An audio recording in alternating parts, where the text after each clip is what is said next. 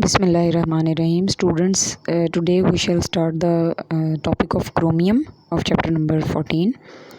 In this topic we will discuss the interconversion of various oxidation states of chromium, because chromium exists in more than one oxidation state as it is a transition element, and we have discussed earlier that transition elements have various oxidation states, variable oxidation states. So first of all we will discuss the interconversion of various oxidation states of chromium. Secondly, we will discuss the chromate 6 to and dichromate 6 equilibrium. We will discuss how the chromate and dichromate equilibrium exist. Next, we will discuss the use of dichromate as an oxidizing agent, and at the end of the topic we will discuss the advantages and disadvantages of using chromates and dichromates as oxidizing agents. First of all, the topic is the oxidation of chromium 3 to chromium 6 ion. In this topic we will discuss that how this conversion happens. An excess of sodium hydroxide solution is added to the solution of hexa aqua chromium 3 ions to produce a solution of green hexa hydrochromate 3 ions. And you can see the color changes as described in the figure 14.11. You can see when sodium hydroxide solution is added to the solution, how much the color is changed, and in excess there is a green coloration is produced, and as we have discussed earlier that at the end green color is produced.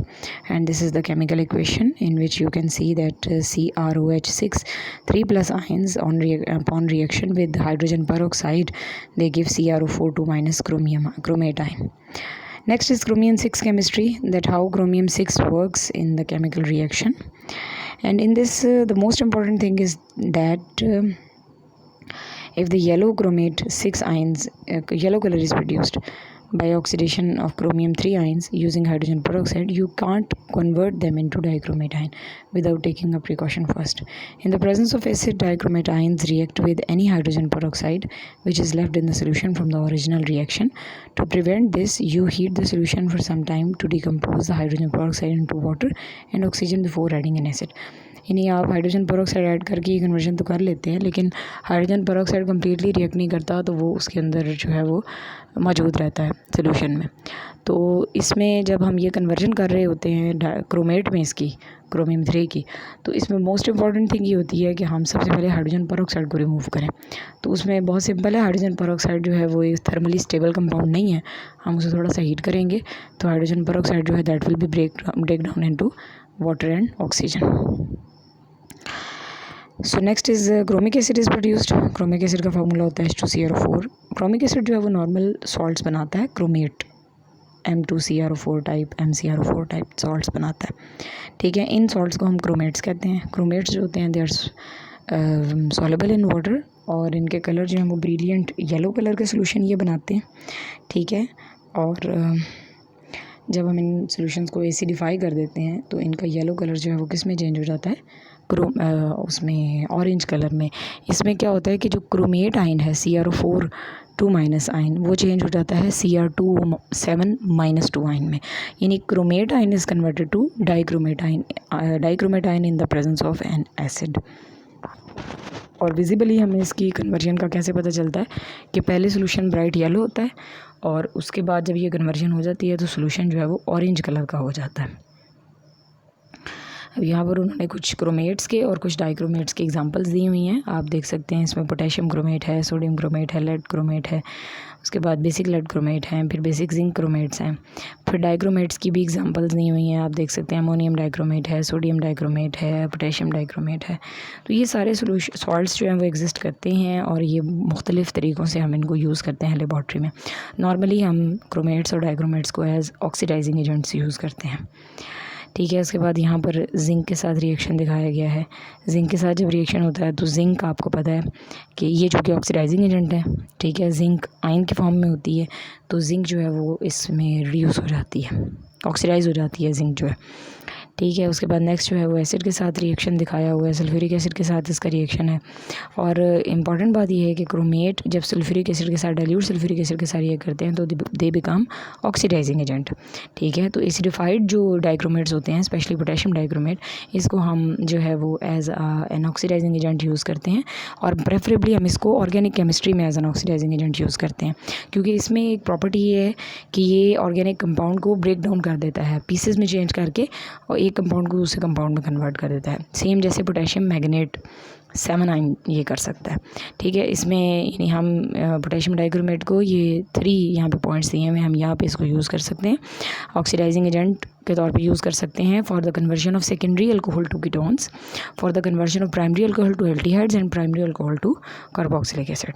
So 1 by 1 इन reactions को आगे यहाँ पर discuss किया जाएगा। आप देख सकते हैं पहला रिएक्शन जो है वो एथेनॉल के साथ है। Ethanol is converted to acetaldehyde CH3CHO। उसके बाद नेक्स्ट जो है इसमें इस रिएक्शन की केमिस्ट्री दिखाई गई है कि इसमें क्रोमियम आयन को कैसे की कन्वर्जन कैसे हुई है। ठीक है। लेकिन जब हम यही रिएक्शन से ऑर्गेनिक केमिस्ट्री में स्टडी करते हैं तो वो इसको इस तरीके से लिखते हैं जैसे कि इसको इन्होंने नीचे वाले फॉर्मेट में लिखा हुआ है। तो इनऑर्गेनिक केमिस्ट्री में we will discuss with reference to the change of oxidation state of chromium, and in reference to organic chemistry we will discuss about the conversion of organic compound into the other organic compound. Then potassium dichromate जो है इसको हम oxidising agent के तौर पे use करते हैं redox titrations में। ठीक है।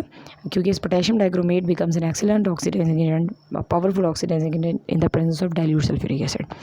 सो इसको हम यूज़ कर लेते हैं इसमें ऑक्सीडाइजिंग एजेंट के तौर पे टाइट्रेशन में। ठीक है। ये आप इससे रिलेवेंट जितने केमिकल रिएक्शंस हैं वो आप देख सकते हैं कि how it reacts with sulphuric acid. Actually क्या करता है ये रेडॉक्स टाइट्रेशन में, इसका बेसिकली काम ये होता है कि ये potassium iodide as a salt use किया जाता है। ठीक है। ये क्या करता है, ये इसमें इसकी ऑक्सीडेशन करके तो इसमें से फ्री आयोडीन लिबरेट करवाता है, और वो फ्री आयोडीन फिर आगे जो है वो इस रेडॉक्स टाइट्रेशन में जो है वो अपना वर्क करती है। नेक्स्ट आप देख सकते हैं इसमें कन्वर्जन एनिलीन की पैराबेंजोक्विनोन में। तो यहाँ पे कन्वर्जन दिखाई गई है एनिलीन और पैराबेंजोक्विनोन की। नेक्स्ट टॉपिक में हमें बताए गए हैं क्रोमेट्स डाइक्रोमेट्स के एडवांटेजेस और डिसएडवांटेजेस। एडवांटेजेस तो ये हैं कि ये इसको हम प्राइमरी स्टैंडर्ड के तौर पे यूज़ कर सकते हैं, और आपको पता है टाइट्रेशंस में प्राइमरी स्टैंडर्ड उन सॉल्यूशंस को कहा जाता है जिनकी मोलैरिटी जो है वो नॉन होती है, और प्राइमरी स्टैंडर्ड जिन्हें कहा जाता है। और दूसरा वो स्टेबल सॉल्यूशन होते हैं, यानी when they are made they can be stayed for a long time without change in their molarity और इन देयर कंसंट्रेशन। ठीक है। तो इसलिए हम इसको प्राइमरी स्टैंडर्ड के तौर पर यूज़ करते हैं। ठीक है। देन हम पोटेशियम डाइक्रोमेट को यूज़ कर सकते हैं इन the presence of chloride ion.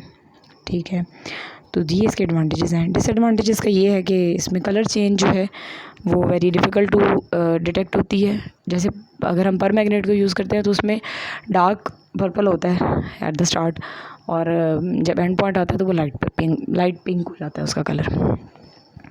लेकिन जब हम डाइक्रोमेट को टाइट्रेशन में यूज़ करते हैं तो इसका पहले कलर ऑरेंज होता है, और आफ्टर द टाइट्रेशन ये ग्रीन कलर हो जाता है।